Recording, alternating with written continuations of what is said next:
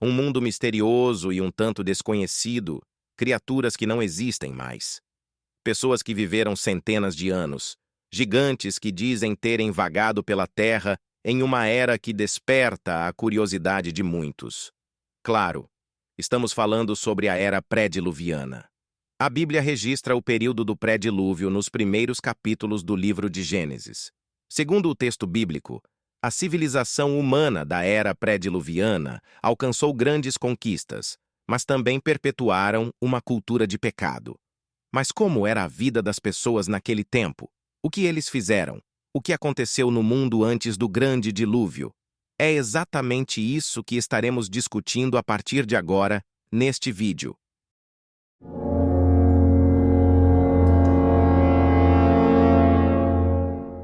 A primeira família pré-diluviana foi a família de Adão depois de ser expulso do jardim do Éden. Adão e Eva se estabeleceram e tiveram filhos e filhas. Como sabemos, o primeiro filho do primeiro casal foi Caim, mas Caim também foi o primeiro assassino do mundo pré-diluviano.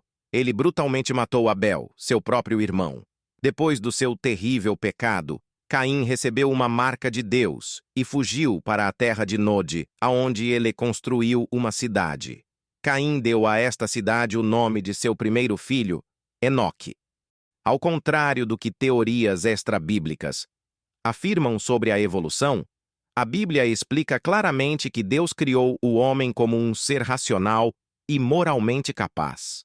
Isso significa que, enquanto o homem experimenta uma espécie de evolução intelectual, pois adquire conhecimento e desenvolve novas tecnologias, não houve processo evolutivo como espécie, como é argumentado por alguns cientistas. Isto fica muito claro quando vemos os relatos bíblicos do período pré-diluviano. Como mencionado, Caim, o primeiro ser humano a nascer na Terra, era suficientemente desenvolvido para construir uma cidade.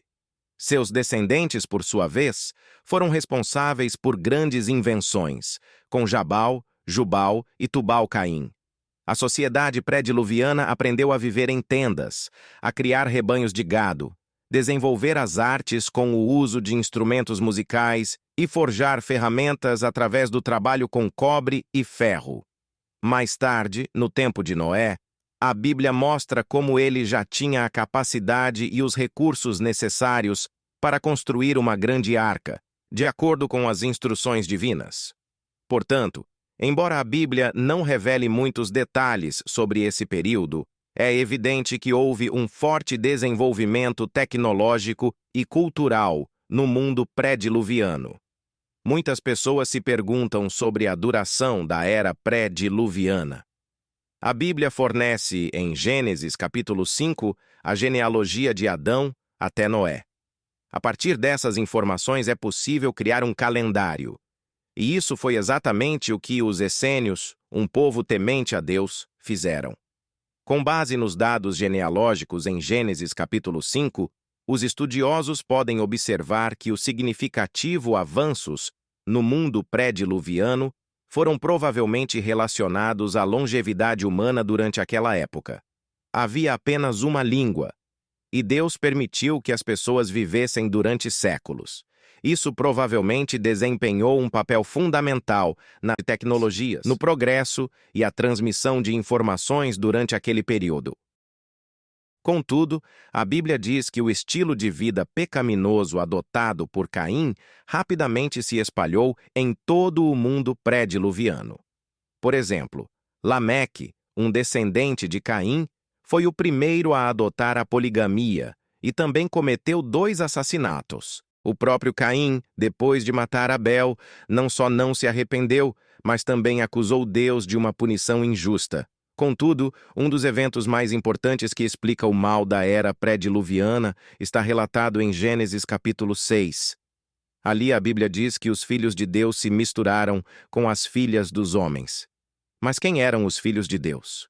Um estudo profundo do termo filhos de Deus no Antigo Testamento irá revelar que os filhos de Deus eram seres divinos que se rebelaram contra Deus, no que é conhecido como a Segunda Rebelião. No Salmo 83, eles são chamados de deuses. Os filhos de Deus tomaram para si esposas dentre as filhas dos homens e geraram sua própria semente. Seus filhos eram chamados de Néfilim. Os Néfilim eram gigantes. Alguns tinham até 92 metros de altura. Eles eram poderosos, maus, e seus atos tirânicos somente aumentaram o pecado no mundo. Eles começaram a destruir o meio ambiente, matando animais e até mesmo comiam pessoas. No entanto, no período pré-dilúvio, também havia pessoas que eram verdadeiramente comprometidas com Deus.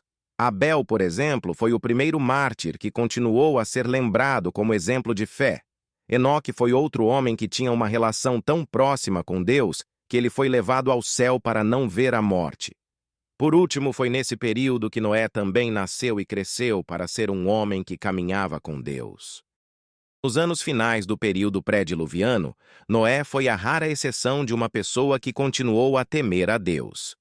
A Bíblia diz que sua família foi a única a ser poupada quando Deus confrontou a depravação geral de uma civilização corrompida. E assim terminou o período pré-diluviano, com o derramamento da ira de Deus e a destruição da terra através do dilúvio. A situação era tão complicada e a maldade estava em um nível tão alto que o escritor bíblico registra o descontentamento de Deus com a humanidade através de uma figura de linguagem, dizendo que Deus se arrependeu e lamentou ter criado o homem. No Novo Testamento, o apóstolo Pedro, em sua segunda epístola, no capítulo 3, registra o fim da história pré-diluviana, afirmando que, após o dilúvio, o mundo daquele tempo foi inundado e destruído. No entanto, tudo o que aconteceu naquele tempo serve de alerta para nós. Isso é porque o próprio Senhor Jesus Cristo disse no Evangelho de Mateus, capítulo 24, que nos últimos dias desta era atual, o estilo de vida pré-diluviano será repetido e todos viverão de acordo com suas próprias vontades e suas próprias paixões. Todos estarão ocupados demais para receber o chamado de Deus ao arrependimento. Então, assim como aconteceu com a geração pré-diluviana, as pessoas só vão notar que Deus está derramando seu julgamento quando seja tarde demais e não exista mais oportunidade para o arrependimento. Jesus ilustrou este momento dizendo em Mateus que, assim como no período pré-diluviano, os ímpios foram levados pelas águas do dilúvio, nos últimos dias os impenitentes também serão tirados deste mundo pelo julgamento de Deus. Portanto, há um apelo urgente para a humanidade. A Bíblia não pinta uma imagem do mundo pré-diluviano para satisfazer nossa curiosidade sobre o mundo antigo, mas como um forte lembrete de que um estilo de vida caracterizado por ignorar os padrões de Deus e a entrega ao pecado inevitavelmente levará ao julgamento divino.